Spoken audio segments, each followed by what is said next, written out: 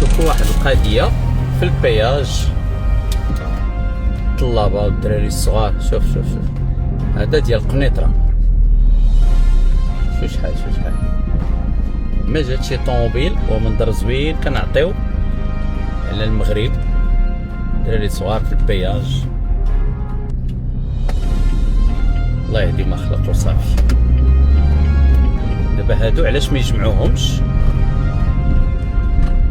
واللي قاصر يمشي للاصلاحيه وهذا غير يديروها الاول والثاني، ولا شي واحد باقي يدير هاد الفعله هذه في لوطوروت. واتقى أحد المواطنين الفيديو لتواجد عدد من المتسولين من بينهم قاصرين بمحطة أداء الطريق السيار في مشهد اعتبره الكثيرون خطيرا جدا بالنظر إلى طبيعة المكان وحركة السير التي لا تتوقف.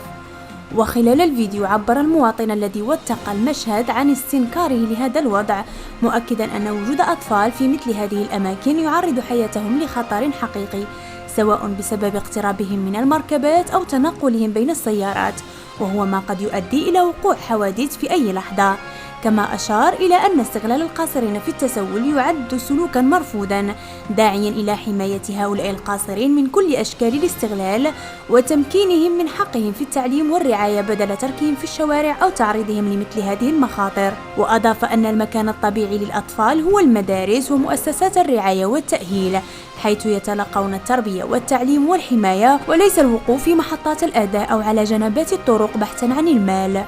وطالب بضرورة تدخل الجهات المختصة من أجل الحد من هذه الظاهرة وإنقاذ الأطفال من أوضاع تهدد مستقبلهم وسلامتهم، مع اتخاذ الإجراءات اللازمة في حق كل من يثبت تورطه في استغلال القاصرين في التسول، حفاظا على حقوقهم وصونا لكرامتهم.